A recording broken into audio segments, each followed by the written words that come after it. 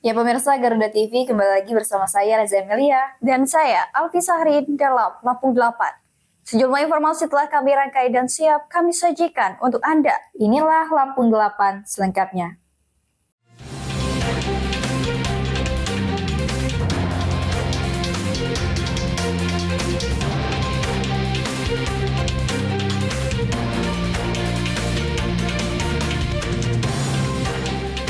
Lampung dorong standarisasi harga singkong dan percepatan PDI. Eksekusi lahan di Bandar Lampung ricuh, 3 warga diamankan. Dr. Marzuki jabat Rektor UM Lampung, fokus inovasi dan teknologi. 20 tahun menabung, pedagang sayur ini akhirnya naik haji.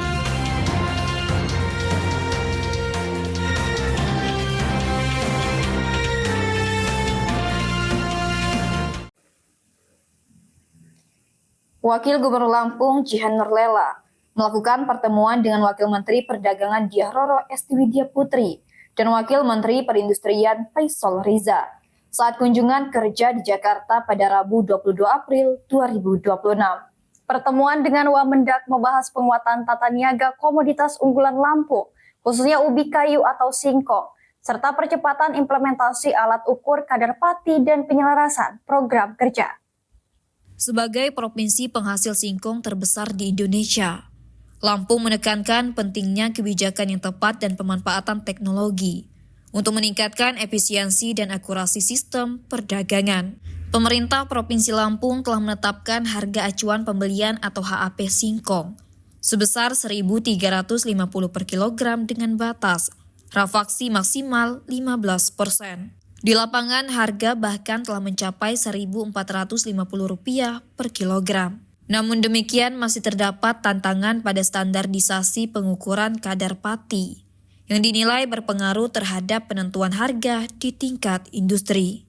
Pemprov Lampung berharap adanya dukungan Kementerian Perdagangan untuk sosialisasi alat ukur kadar pati kepada industri tapioka, serta pengawasan tara timbangan di lapangan. Sementara itu, dalam pertemuan dengan Wamenperin Faisal Riza, dibahas percepatan pembangunan Balai Diklat Industri atau BDI di Lampung. Proyek ini ditujukan untuk memperkuat daya saing industri melalui peningkatan kualitas sumber daya manusia yang terstruktur dan tersertifikasi. Pemerintah Provinsi Lampung telah menyiapkan lahan sekitar 7 hektar di kawasan Kota Baru yang dinilai strategis karena berada dalam pengembangan pusat pemerintahan dan kawasan industri, serta dekat dengan Institut Teknologi Sumatera. Menurut Wagub, kebutuhan SDM industri di Lampung terus meningkat, namun belum seluruhnya tersertifikasi secara formal, sehingga keberadaan BDI dinilai sangat penting. Dari Jakarta, Tim Liputan Garuda TV melaporkan.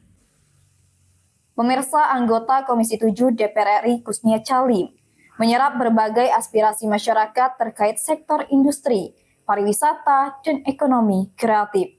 Dalam kegiatan reses di Lampung, sejumlah usulan muncul di bidang industri, di antaranya permintaan pengembangan kawasan industri di Lampung. Dalam kegiatan tersebut, sejumlah usulan muncul di bidang industri. Di antaranya permintaan pengembangan kawasan industri di Lampung, dengan salah satu titik yang telah disepakati berada di Waikanan. Sementara itu, 4 lokasi lainnya masih akan dibahas lebih lanjut. Selain sektor industri, aspirasi juga menyentuh pengembangan pariwisata, khususnya terkait kawasan ekonomi khusus atau KEK di Pesawaran dan Lampung Selatan. Kawasan ini diharapkan mampu mendorong pertumbuhan ekonomi daerah. Dukungan terhadap sektor ekonomi kreatif juga menjadi perhatian.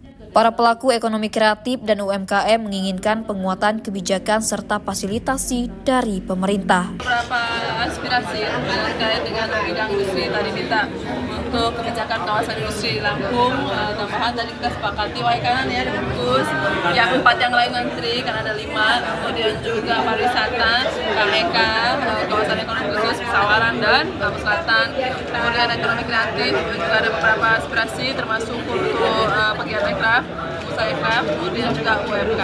Menurut Kusnunia, aspirasi yang disampaikan telah mendapat respon positif dari kementerian terkait. dan berpeluang ditindaklanjuti melalui proses harmonisasi kebijakan. Dari Bandar Lampung, Tim Liputan Garuda TV, Elta Metia melaporkan. Pemirsa, kunjungan reses Komisi 7 DPR RI dimanfaatkan DPRD Provinsi Lampung untuk mendorong pengembangan kawasan ekonomi khusus atau KEK sektor pariwisata. Ketua DPRD Provinsi Lampung Ahmad Kiri Akbar menegaskan bahwa pengembangan KEK pariwisata menjadi salah satu aspirasi utama yang disampaikan kepada Komisi 7 DPR RI. Ketua DPRD Provinsi Lampung Ahmad Kiri Akbar menegaskan bahwa pengembangan KEK pariwisata menjadi salah satu aspirasi utama yang disampaikan kepada Komisi 7 DPR RI. DPRD bersama pemerintah Provinsi Lampung mendorong 3 wilayah yakni Lampung Selatan, Pesawaran, dan Bandar Lampung untuk dikembangkan menjadi kawasan ekonomi khusus pariwisata. Menurut Giri Akbar, pemberian insentif seperti tax holiday atau pembebasan pajak menjadi salah satu strategi untuk menarik minat investor masuk ke sektor pariwisata Lampung. Dengan adanya status KEK pengembangan destinasi wisata, diharapkan dapat lebih terintegrasi sekaligus mendorong pertumbuhan ekonomi daerah dan penyerapan tenaga kerja. Lalu yang kedua di Kementerian Pariwisata, kami Pak Gubernur bersama DPR mendorong 2 kabupaten, 1 kota, Lampung Selatan, Pesawaran, dan Bandar Lampung untuk dijadikan kawasan ekonomi khusus pariwisata. Dengan kebijakan-kebijakan tertentu, mungkin salah satunya adalah tax holiday atau pembebasan PB1 untuk teman-teman atau swasta yang akan berinvestasi di 3 kawasan ekonomi khusus tersebut. Nah, selanjutnya kami juga mendukung program-program lainnya. Mudah-mudahan apa yang menjadi usulan aspirasi daerah bisa diserap oleh Komisi 7 dan bisa direalisasikan oleh kementerian terkait. DPRD juga berharap aspirasi ini dapat ditindaklanjuti pemerintah pusat melalui dukungan Kementerian Pariwisata dan Ekonomi Kreatif. Dari Bandar Lampung, Tim Liputan Garuda TV, Elta Metia melaporkan. Aksi swadaya warga memperbaiki jalan rusak di Lampung Tengah menuai sorotan.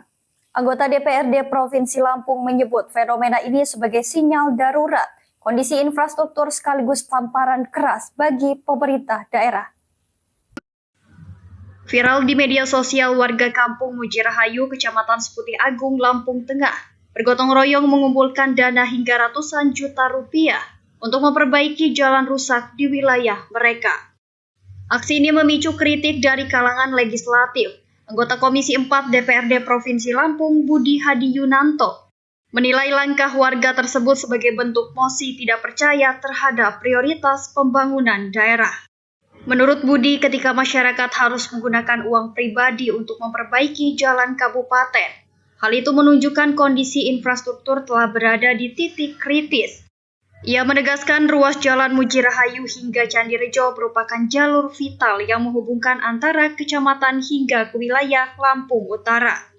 Oke, ya itu memang fenomena di masyarakat ya, beberapa titik yang melakukan kegiatan kreatif dalam rangka perbaikan jalan dengan cara swadaya atau sumsuman di lingkungannya agar jalan itu menjadi lebih baik. Dan ini tentunya menjadi PR bersama agar pemerintah daerah khususnya Kabupaten Lampung Tengah untuk menyikapi secara serius dalam proses fenomena yang terjadi di beberapa titik di Kabupaten Lampung Tengah dengan adanya kegiatan masyarakat yang swadaya. Saya meyakini betul bahwa masyarakat memang sudah rindu, ya kan, berkeinginan sekali terhadap jalan yang bagus dan baik, karena infrastruktur jalan itu sangat mempengaruhi situasi semuanya, situasi pendidikan, ekonomi, perdagangan, kesehatan.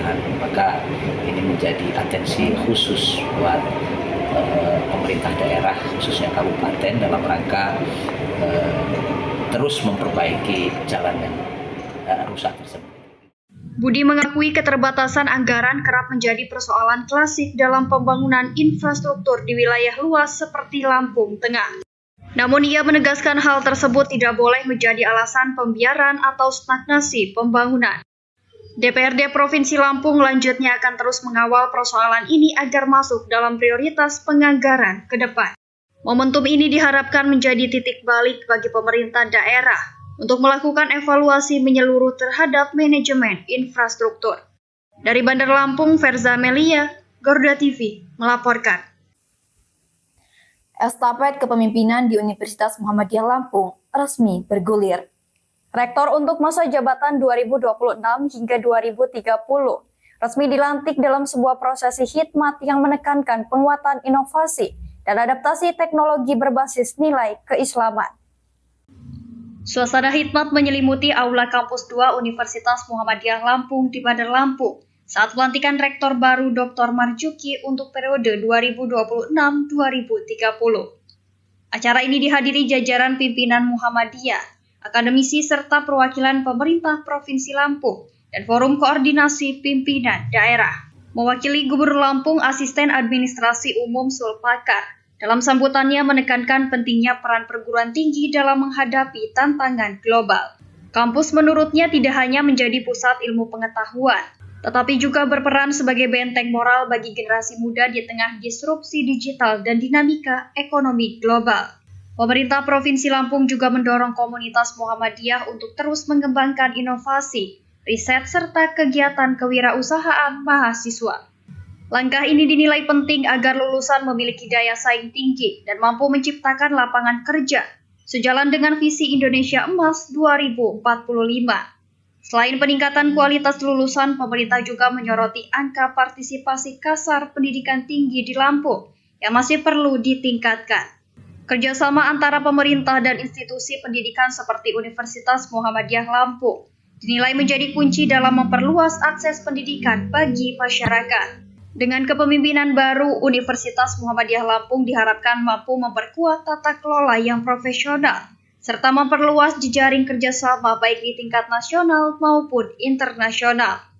Sementara itu, Ketua Ikatan Keluarga Alumni Universitas Muhammadiyah Lampung, Suprapto, di sela-sela pelantikan mengaku optimis UML ke depan makin maju. Atas nama Ikatan Alumni Universitas Muhammadiyah Lampung, kami mengucapkan terima kasih kepada Ibu Dr. Mardiana yang telah memimpin Universitas Muhammadiyah Lampung periode kemarin, tentu dengan berbagai capaian yang patut kita banggakan. Selanjutnya, kami menyampaikan selamat dan sukses kepada Bapak Dr. Marzuki atas pelantikan hari ini sebagai Rektor 4 tahun ke depan. Diiringi dengan doa dan harapan semoga amanah dan mampu menghantarkan Universitas Muhammadiyah Lampung ke depan adaptif dengan perkembangan dan kemajuan zaman. Dirinya berharap di bawah kepemimpinan Dr. Marzuki, UML ke depan makin maju dan adaptif dengan perkembangan dan kemajuan zaman. Dari Bandar Lampung, Verza Melia, Garuda TV melaporkan. Beragam peristiwa penting terjadi setiap saat. Seiring penguatan indeks harga saham gabungan yang dibuka naik pada perdagangan awal tahun. Laporan terkini, informasi terbaru, dan fakta yang terverifikasi.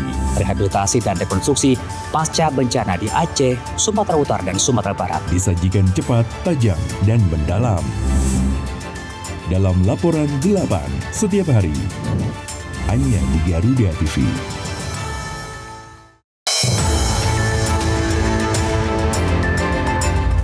Yang pertama dan paling hangat, informasi yang menemani Anda memulai ragam aktivitas. Dan alhamdulillah sekarang sudah bisa kita lepas. Besok pagi akan dilakukan pemeriksaan medis. Jadikan pagi Anda lebih berarti dengan kabar terkini. Laporan 8 pagi. Setiap hari pukul 6 pagi. Hanya di Garuda TV. Kini saatnya update di tengah aktivitas Anda.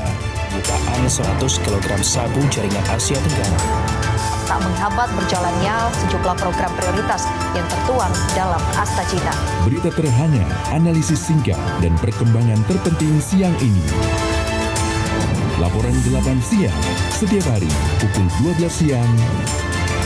Hanya di Garuda TV. Sepanjang hari, Indonesia dipenuhi beragam peristiwa, dari isu nasional hingga dinamika internasional. Tim SAR gabungan berharap korban segera ditemukan dan dievakuasi dalam kondisi terbaik. Kami hadirkan informasi terkini, akurat dan terpercaya dalam rangkuman berita malam hari Anda. Laporan 8 malam, setiap hari pukul 10 malam. Hanya di Garuda TV. Pemirsa, suara roda gerobak berderit, sayur mayur tersusun rapi dan sapaan hangat kepada pelanggan setia menjadi rutinitas pagi Adna Yusri. Di usia 58 tahun, warga Dusun Merbau Pendek, Kecamatan Merbau Mataram, Lampung Selatan ini masih setia berkeliling menjajakan sayur dari kampung ke kampung. Dari penghasilan yang tak seberapa, Adna menjalani hidup sederhana. Namun di balik kesederhanaan itu tersimpan sebuah mimpi besar, menunaikan ibadah haji ke tanah suci. Sedikit demi sedikit dari setiap rupiah yang didapat, ia sisihkan untuk ditabung. Perjalanan itu bukan tanpa rintangan. Butuh waktu hampir 2 dekade bagi Adna untuk mengumpulkan biaya. Selama kurang lebih 20 tahun ketekunan dan kesabaran menjadi kunci, hingga akhirnya ia mampu melunasi ongkos naik haji. Perjuangan ini juga tak lepas dari peran sang istri Haljariah. Dengan penuh kesabaran, ia mengumpulkan uang koin dalam 6 ember yang kemudian menjadi awal langkah pendaftaran haji mereka. Awalnya yang nabung gitu, dari uang kecil-kecil nabungin, karena sering nabungnya tiap hari ya lama-lama jadi banyak gitu. Berapa kalau nabung, Pak? Ya relatif kalau pedagang sayur nih, kadang-kadang ya ada yang 5.000, 10.000 per harinya itu. Ya kalau lagi rame ya bisa 20.000 gitu. Berapa lama? Berapa tahun Bapak nabung? Itu sekitar 20 tahun lah ada gitu. Ya. Tapi saya sedih loh Pak, mau berangkat sendiri nggak sama istri. Saya udah ini ngomong sama ini apa di Depak itu, nggak bisa kalau nggak ini, kalau dadakan kayak gini harus melalui pendaftaran. Kini penantian panjang itu akan segera terwujud. Adna dijadwalkan berangkat ke Tanah Suci pada 5 Mei 2026. Namun di balik kebahagiaan ini terselip rasa haru. Ia harus berangkat seorang diri tanpa didampingi sang istri tercinta.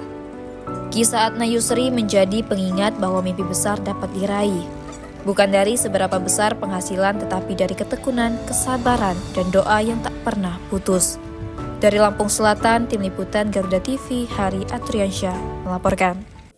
Prestasi membanggakan datang dari Lampung Barat. 4 siswa SMK Negeri 1 Liwa berhasil menorehkan prestasi di tingkat internasional.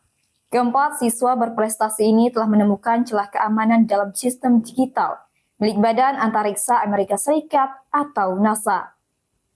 4 siswa SMK Negeri 1 Liwa Lampung Barat, yakni Farel Sapero, Rido Julianto, Rizky Permana, dan Naura Givari Azhar, berhasil mencatatkan prestasi di bidang teknologi informasi. Mereka mengikuti program prestasi etis atau Bug Bounty yang diselenggarakan oleh NASA dan sukses menemukan celah keamanan dalam sistem digital yang terbuka untuk pengujian publik. Sebenarnya kami itu hobi ya Pak. Contohnya kami ini belajar tuh dari SMP juga udah mulai minat, jadi kami tuh mencoba lah. Istilahnya NASA itu sistemnya susah kan, istilahnya itu titik tertinggi. Nah itu, jadi kami coba-coba ternyata dapat tuh Pak. Nah gimana caranya kalian ngeretas situs NASA itu? Jadi kami itu pertama itu ngelihat POC atau Proof of Concept milik orang lain. Terus kami tiru caranya, itu namanya Broken Link Hijacking atau BLH. Nah di situ kami nyari tuh hampir 350 halaman, dicekin satu-satu. Alhamdulillah dapat. Keberhasilan ini berawal dari penelusuran berbagai dokumen dan file digital yang tersedia secara publik di situs resmi NASA. Dari sana mereka menganalisis keterkaitan data hingga menemukan potensi celah keamanan yang kemudian dilaporkan secara resmi melalui program tersebut. Program Bug Bounty sendiri merupakan inisiatif yang mengajak para peneliti keamanan cyber di seluruh dunia untuk menguji sistem dan melaporkan kerentanan secara legal dan bertanggung jawab. Kita memberi pembelajaran tentang jaringan. Kemudian di SMK Negeri 1 Liwa ini juga kita sudah membuat salah satu komunitas, salah satunya di cyber security. Jadi anak-anak yang berminat ingin memperdalami cyber security, anak-anak bisa bergabung di komunitas tersebut. Salah satunya hasil dari pembelajaran yang Bapak Ibu guru berikan dan bergabung di cyber security itu hasilnya salah satu anak tersebut. Kami dari pihak sekolah ini juga sangat mensupport keberadaan anak-anak ini, semangat anak-anak untuk belajar, sehingga kami memberi peluang untuk anak-anak, salah satunya memfasilitasi alat, ruangan, waktu dan bimbingan kepada anak-anak yang ingin menggali prestasi tersebut. Di balik keberhasilan tersebut, peran guru pembimbing juga sangat penting. Latif Ihfa, guru jurusan teknik jaringan komputer dan telekomunikasi, jadi fasilitator sekaligus motivator bagi para siswa dalam mengembangkan kemampuan di bidang keamanan cyber. Keberhasilan ini diharapkan dapat menjadi inspirasi bagi generasi muda untuk terus berprestasi di bidang teknologi dan keamanan cyber tingkat global. Dari Lampung Barat, Vicky Agung, Garuda TV, melaporkan. Pemerintah Kabupaten Tulang Bawang bersama tim penggerak PKK dan Badan Amil Zakat Nasional bahu-membahu membantu warga korban kebakaran dengan membangun kembali rumah yang hangus dilalap api. Rumah milik Darwis, seorang pemulung di Kampung Tritunggal Jaya, Kecamatan Banjar Agung, Kabupaten Tulang Bawang yang sebelumnya hangus terbakar, kini akan segera dibangun kembali. Rumah milik Darwis, seorang pemulung di Kampung Tritunggal Jaya, Kecamatan Banjar Agung, Kabupaten Tulang Bawang, yang sebelumnya hangus terbakar kini akan segera dibangun kembali. Dana bantuan yang terkumpul dari berbagai pihak mencapai kurang lebih 50 juta rupiah. Kepedulian terhadap sesama terlihat nyata, mulai dari pemerintah kampung, kecamatan, organisasi perangkat daerah, hingga Badan Amil Zakat Nasional turut memberikan bantuan kepada korban. Musibah kebakaran yang menimpa Darwis sebelumnya menghanguskan seluruh isi rumah. Tidak ada barang maupun dokumen penting yang berhasil diselamatkan. Ketua TPPKK Kabupaten Tulang Bawang Herlina Wati mewakili Bupati Tulang Bawang Kudrotul Ikhwan turun langsung memberikan dukungan moral dan bantuan kepada korban. Bantuan ini membuktikan sebagai salah satu bentuk kepedulian, rasa empati pemerintah daerah Kabupaten Tulang Bawang melalui Basnas, melalui Dinas Sosial, melalui Dinas BPBD. Ya. Mudah-mudahan apa yang dialami oleh Bapak dan keluarga, ya, ini dapat kita bantu. Sinergi berbagai pihak ini menjadi bukti nyata kepedulian sosial di tengah masyarakat. Dengan dana yang telah terkumpul, rumah Darwis diharapkan dapat segera berdiri kembali, bahkan lebih layak dan nyaman untuk ditempati. Upaya gotong royong ini diharapkan dapat meringankan beban korban sekaligus menjadi contoh solidaritas bagi masyarakat luas. Dari Tulang Bawang, Triyono Danakyub, Garuda TV melaporkan. Eksekusi lahan dan bangunan seluas 600 meter persegi di Jalan Raisido Sukarame, Kota Bandar Lampung berlangsung ricuh Kamis siang. Sejumlah warga yang menolak pengosongan lahan mencoba menghadang jalannya eksekusi.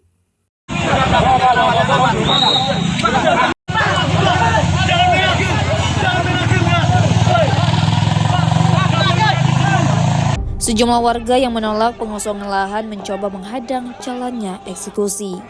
Aparat kepolisian yang berjaga langsung mengamankan situasi, dan 3 warga diamankan karena dianggap menghambat proses. Suasana semakin emosional saat seorang ibu rumah tangga menangis histeris dan bersimpuh di kaki petugas Panitera Pengadilan Negeri Tanjung Karang, memohon agar rumahnya tidak dihancurkan. Tak lama kemudian, ia tak sadarkan diri dan langsung dievakuasi. Pihak keluarga pemilik bangunan Abdul Wahid Mashkur, melalui ahli warisnya Eka yang didampingi penasihat hukum Wahyu Widiatmiko, menolak pelaksanaan eksekusi. Mereka menilai proses eksekusi masih menyisakan persoalan hukum, termasuk adanya upaya kasasi yang belum diputus. Saya sebagai kuasa hukum dari pihak termohon bahwa kami sangat kecewa dengan adanya eksekusi yang dilakukan oleh pihak pengadilan. Kenapa? karena masih ada satu upaya yang belum selesai, ya, upaya hukum kasasi ya, yang jelas sudah terdaftar dan itu belum putus sampai saat ini, tapi mereka tetap melakukan upaya eksekusi. Kemudian pada saat eksekusi juga kita akan pertanyakan terkait legal standing mereka terkait bahwa mereka memiliki SHM yang sah di sini. Tapi BPN juga tadi tidak bisa menunjukkan, tidak bisa membawa berkas. Kenapa? Karena ada kejanggalan, ada perbedaan dari permohonan SHM dari surat ukur 02 dengan nomor yang sama, tiba-tiba mereka meminta dengan perbedaan 70. Jadi ada dua nomor, 02 dan 70. Jadi ada dua angka yang memang ada perbedaan, makanya sempat kita pertanyakan tadi di situ oleh pihak BPN. Nah, harusnya BPN pada saat ini kan resmi, proses eksekusi ini resmi, harusnya BPN sendiri membawa berkas, sehingga pada saat lewat menanyakan legal standing mereka sebenarnya mana SHM-nya harus bisa ditunjukkan, sehingga mereka puas. Nah, itu tidak bisa dijawab dan tidak bisa tapi mereka tetap melaksanakan eksekusi. Selain itu, pihak kuasa hukum juga menyoroti adanya perbedaan data dalam dokumen pertanahan.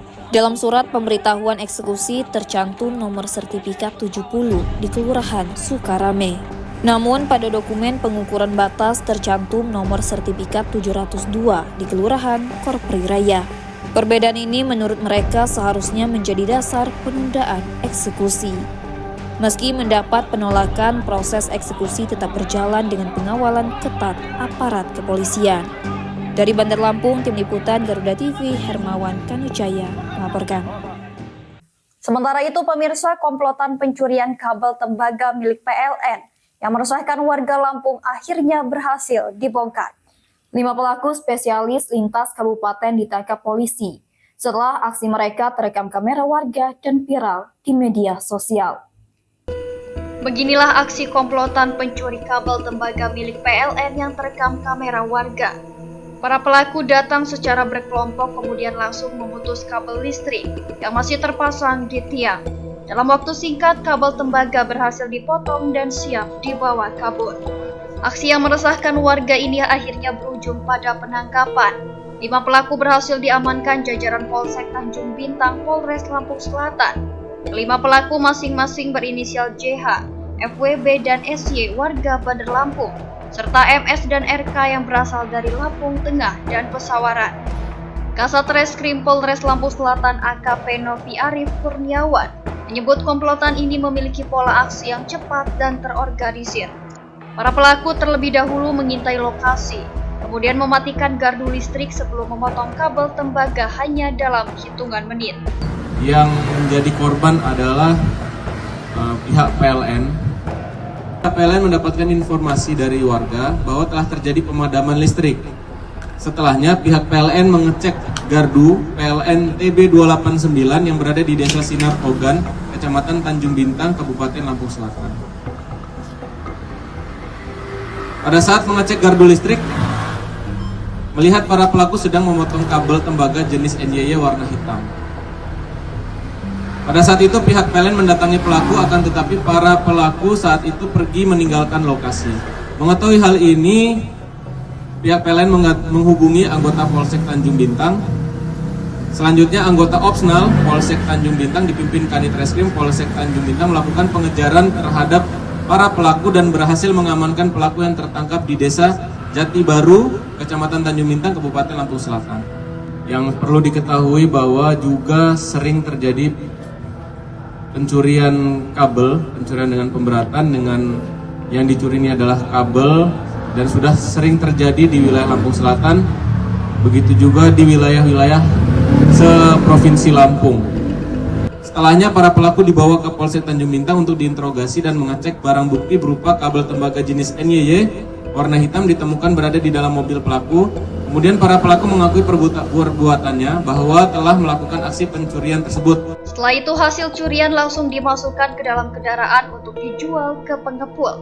Kasus ini terungkap setelah adanya laporan pemadaman listrik di Desa Sinar Ogan, Tanjung Bintang.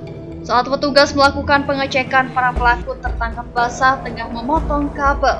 Meski sempat melarikan diri, polisi berhasil mengejar dan menangkap para pelaku di wilayah Desa Jati Baru. Dari hasil pemeriksaan, komplotan ini diketahui telah beraksi puluhan kali di sejumlah wilayah di Lampung.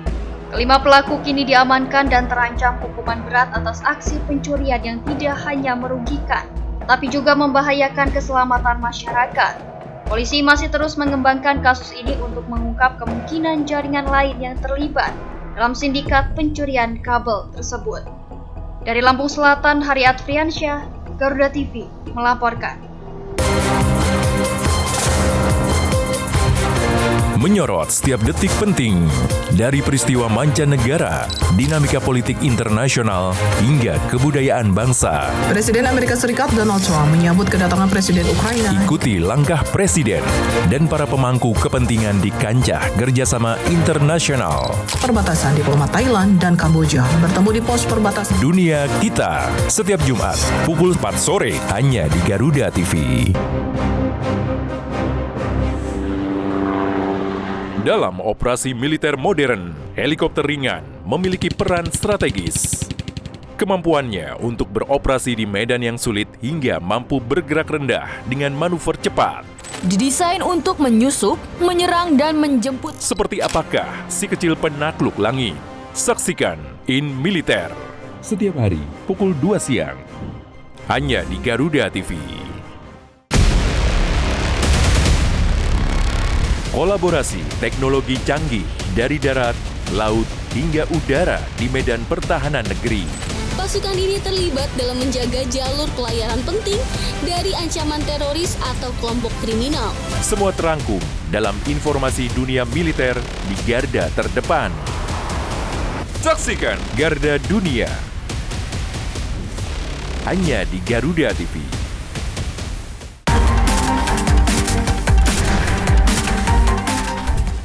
Mengungkap kasus kriminal terkini di seluruh penjuru tanah air. Ulasan tajam tanpa ampun bersama para aparat. Tak ada tempat untuk lengah. Informasi penting yang membuat Anda lebih waspada. Kriminal Plus 62 hanya di Garuda TV. Pemirsa, sidang lanjutan sengketa lahan di Kabupaten Lampung Timur kembali digelar di Pengadilan Tata Usaha Negara Bandar Lampung. Keterangan saksi fakta dalam persidangan disebut membuka dugaan kejanggalan dalam proses administrasi yang dilakukan pihak tergugat. Sidang yang berlangsung Kamis 23 April 2026 menghadirkan 3 saksi fakta yakni Kepala Dusun Desa Sidang Anom Mahdi, Penggarap Lahan Rio, serta Erwan.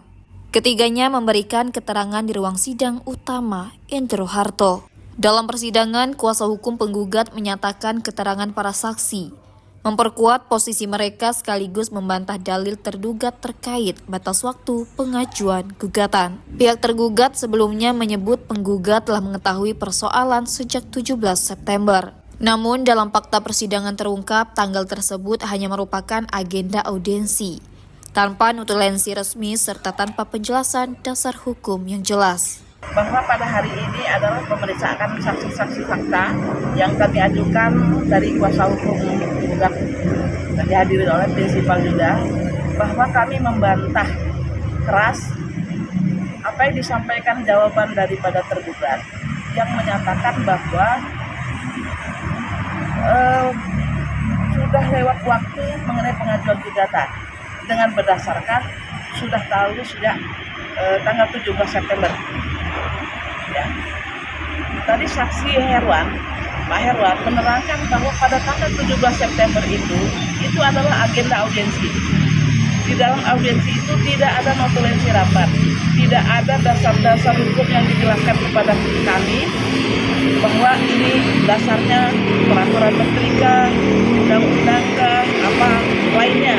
Tapi dengan menyatakan bahwa tidak bisa diroyak. Selain itu, kuasa hukum juga menyoroti dugaan kejanggalan dalam proses administratif. Pihak tergugat mengklaim telah melakukan konsultasi ke kantor wilayah pertanahan provinsi. Namun, fakta persidangan menunjukkan konsultasi baru dilakukan pada November. Sementara surat penolakan telah terbit lebih dahulu pada Oktober. Kondisi tersebut dinilai sebagai keputusan yang diambil tanpa dasar konsultasi yang memadai. Saksi juga menjelaskan bahwa lahan yang disengketakan telah dimiliki masyarakat secara sah melalui proses jual beli. Bahkan menurut keterangan kepala dusun, lahan tersebut juga masuk dalam program pemerintah seperti Prona, Larasita, dan PTSL yang menunjukkan adanya legalitas kepemilikan. Kuasa hukum menilai apabila lahan tersebut diklaim sebagai kawasan kehutanan, maka seharusnya tidak dapat dilakukan program sertifikasi oleh negara. Hingga kini para pemilik sertifikat disebut tidak pernah menerima pemberitahuan resmi terkait perubahan status lahan, baik berupa pengumuman maupun surat pemblokiran. Selain itu, penggugat juga mengaku telah melunasi kewajiban perbankan. Namun, proses royat terhambat karena hanya mendapat penolakan secara lisan tanpa surat resmi hingga tahun 2025. Surat penolakan resmi baru diterbitkan pada 28 Oktober, yang dinilai terlambat dan tidak transparan. Sidang akan kembali dilanjutkan pekan depan dengan agenda pembuktian tambahan dari masing-masing pihak. Dari Bandar Lampung, Tim Liputan Garuda TV, Hermawan Kanujaya melaporkan. Pemirsa, 2 pelaku pencurian kendaraan bermotor yang beraksi di 8 tempat kejadian perkara di wilayah Simpang Pematang, Kabupaten Mesuji, akhirnya berhasil diringkus aparat kepolisian. Keduanya ditangkap di lokasi berbeda setelah sempat meresahkan warga. Unit Reskrim Polsek Simpang Pematang bersama TK 308 Polres Mesuji berhasil mengungkap kasus pencurian kendaraan bermotor yang terjadi di sejumlah lokasi di Kecamatan Simpang Pematang. 2 tersangka yang diamankan yakni Dedi, 34 tahun, warga pemukiman Register 45, Kecamatan Mesuji Timur, serta Santori, 30 tahun, warga Desa Lempuyang Bandar, Kecamatan Waipungubuan, Kabupaten Lampung Tengah. Kapolsek Simpang Pematang Kompol Eri Hafri mengatakan pengungkapan ini merupakan hasil penyelidikan atas laporan kehilangan sepeda motor yang terjadi sejak tahun lalu. Salah satu kasus terjadi pada Juni 2025 di sebuah rumah makan di wilayah Simpang Pematang. 2 pelaku surat ini kita amankan, Polsek bisa tangkap di Register 45. Simpang Pematang di Mesuji, inisial DD, usia 34 tahun. Warga mana tadi? Nah, ini warga Register 45. Berapa orang yang satu jadi tersangka itu? Satu tersangka. Nah, satunya, jadi 2 tersangka, satunya kita lakukan penyelidikan lagi, dapatkan tersangka satu lagi berada di Kecamatan Waipungubuan, Lampung Tengah. Lampung Tengah ya. Dan kita tangkap juga, amankan hari yang sama, pukul 23.00 malam. Kita tangkap di Terusan Nyunyai, Lampung Tengah, Kabupaten Lampung Tengah. Apakah para tersangka ini termasuk residivis? Betul.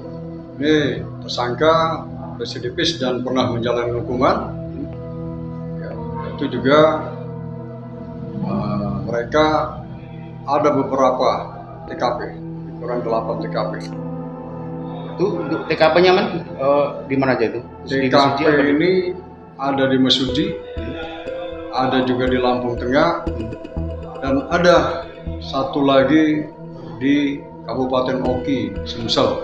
Penangkapan kedua tersangka dipimpin langsung oleh Kanit Reskrim Polsek Simpang Pematang bersama tim TK 308. Tersangka Dedi ditangkap di kediamannya pada 20 April 2026 sekitar pukul 11 siang.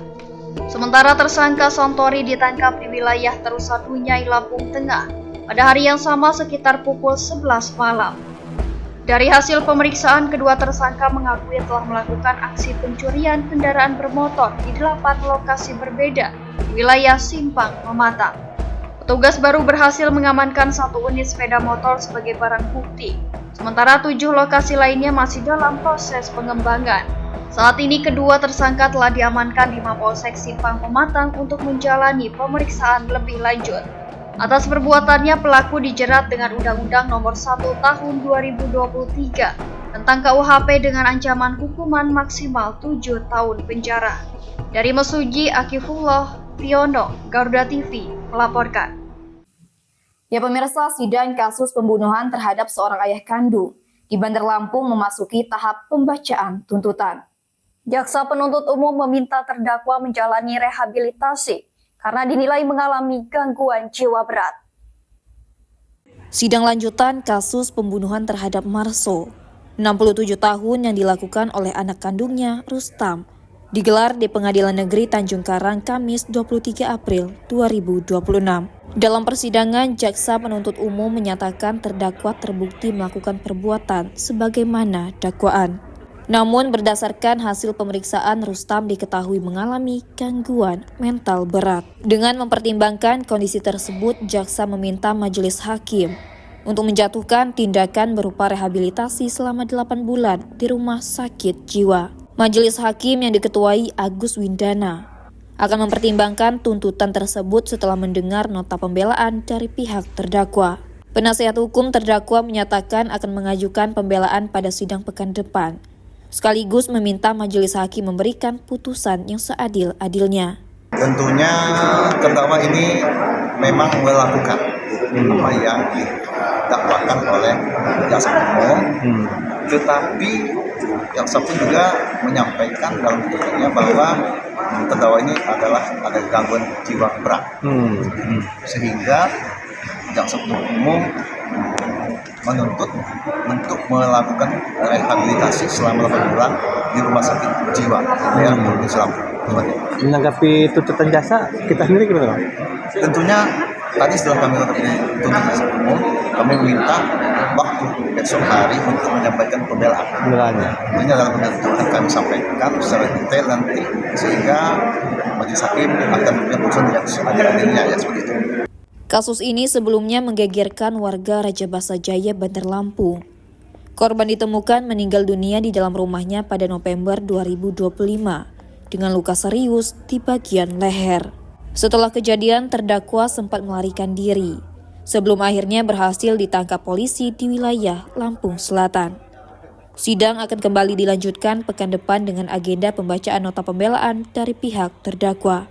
Dari Bandar Lampung, Tim Liputan Garuda TV, Hermawan Kanjaya melaporkan.